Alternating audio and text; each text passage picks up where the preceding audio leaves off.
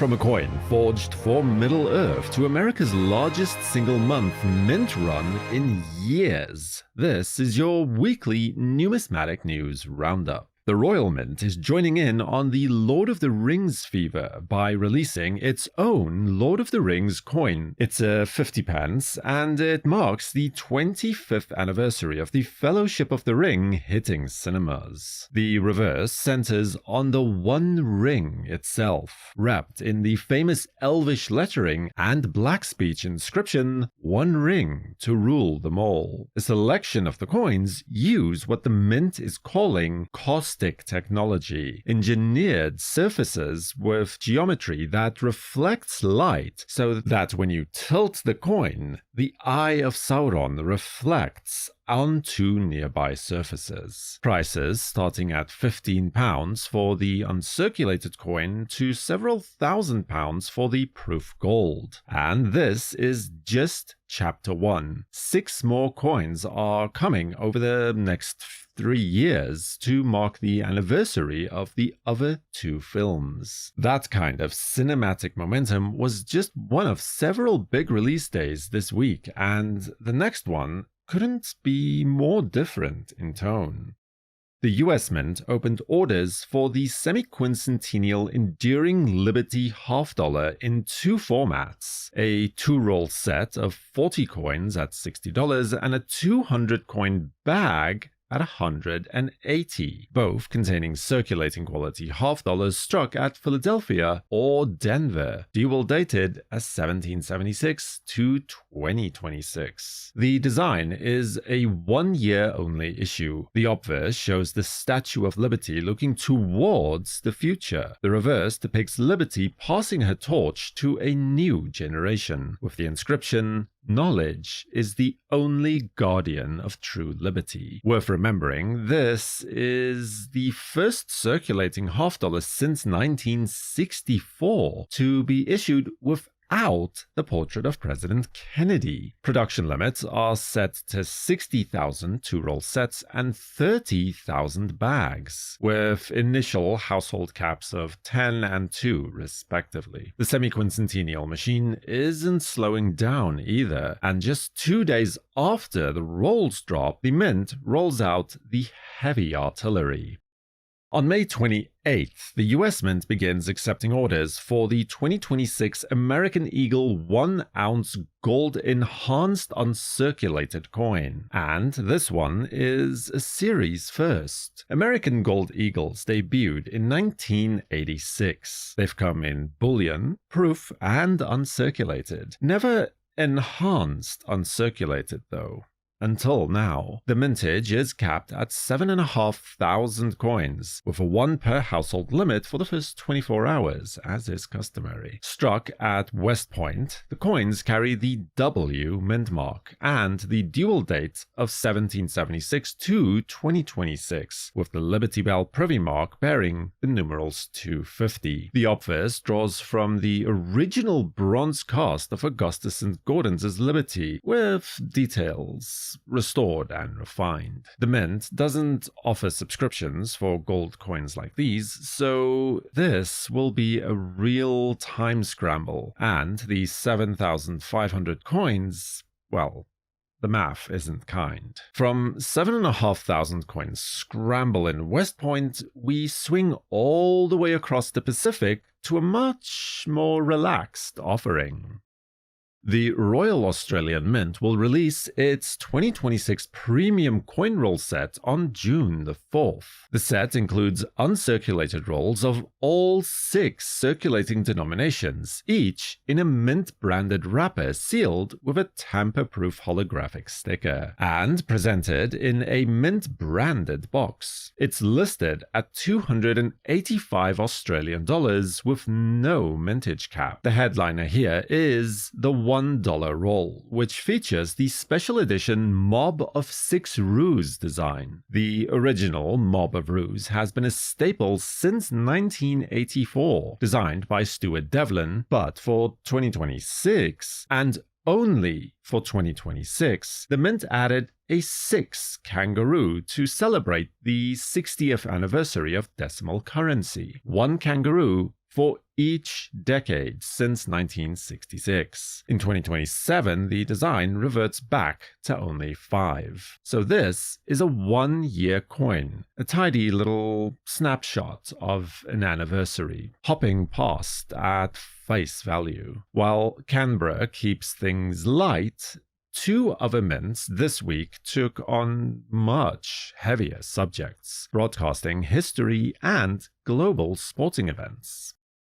In May, the Helsinki Mint, commissioned by the Finnish Ministry of Finance, issued a €2 commemorative coin marking the centenary of YLE, Finland's public broadcaster. YLE launched in 1926, which is fairly remarkable when you consider that radio broadcasting itself was barely walking at that point. The coin appears in several collector formats: brilliant uncirculated, in coin cards, proof quality, and the standard coin rolls. Helsinki Mint has also released a companion €100 gold coin for this anniversary, a solid, dignified release. And from 100 years of radio, we go to the most watched sporting event on the planet.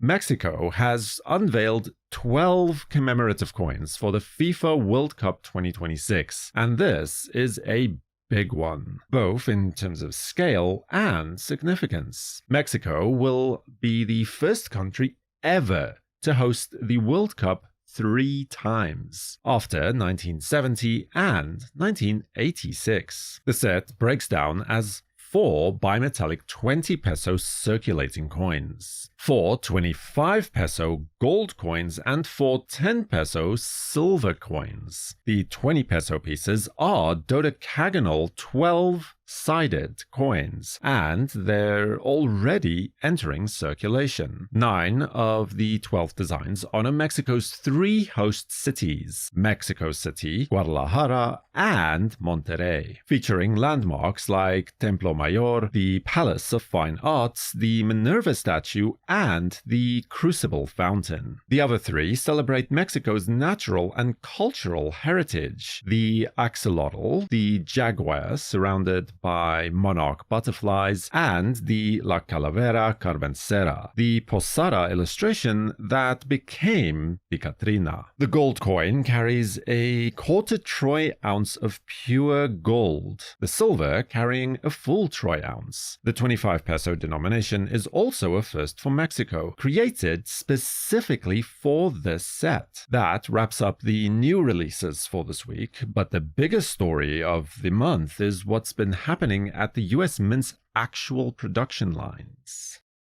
As according to the latest figures, the US Mint struck 1.16 billion coins in April of 2026, the highest monthly output since August of 2023. That's a 409% jump over March and 101% from April of 2025. The driver, unsurprisingly, is the semi-quincentennial program. Nickels, dimes, quarters, and half dollars are all rolling off of the line with the dual-dated 1776 to 2026, and April marked the first production run of the Constitution and Gettysburg quarters. To put that into its proper perspective, the Mint has more than quintupled its output in a single month, and the semi-quincentennial pipeline is only just getting started. But not every market trend this week was about volume. Some of it was about something far more unsettling happening to the images we use to buy coins. On May the 16th, Jack D. Young of Proxyblog flagged a new and genuinely worrying fraud trend: sellers using AI photo editing tools to remove glare, supposedly from coin images, but actually using the editing process to smooth over nicks, soften wear, and in some cases, even altering coins altogether. Young compared manipulated eBay listing photos against PCG's TrueView reference images and turned up some striking examples. Barcode labels that failed to scan altogether, letters being distorted, and in one notorious case, United reading as Statea. This is the dreaded next step in coin photo fraud.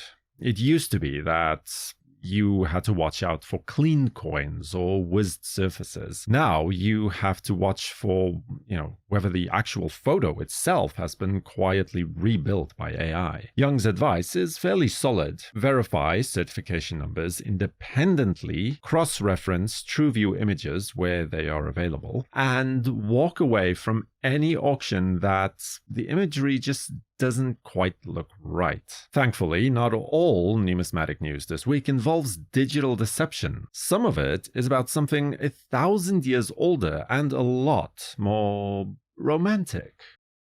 So a new follow-up from Science Norway this week revisits the record-breaking Viking Age hoard that's been making headlines since April. Just as a quick recap, in early April, metal detectorists Vegard Sorli and Rune Setra were sweeping a field near Rena in Osterdalen in inland Norway, and they pulled out 19 silver coins from the ground. That was enough to stop digging and call the archaeologists. By mid-May, a total had passed to over 4,700 coins, making the Mørstad hoard the largest single Viking Age coin hoard ever found in Norway, and archaeologists have now wrapped up excavations at Mørstad farm. The coins are a mix, mostly English and German, with a smaller number of Danish and Norwegian pieces mixed in, including 4 extremely rare coins from the reign of Harald Hardrada. Most were buried somewhere between 1047 and 1050, right at the very moment when Hardrada was establishing Norway's first national minting system after returning from Byzantium. A snapshot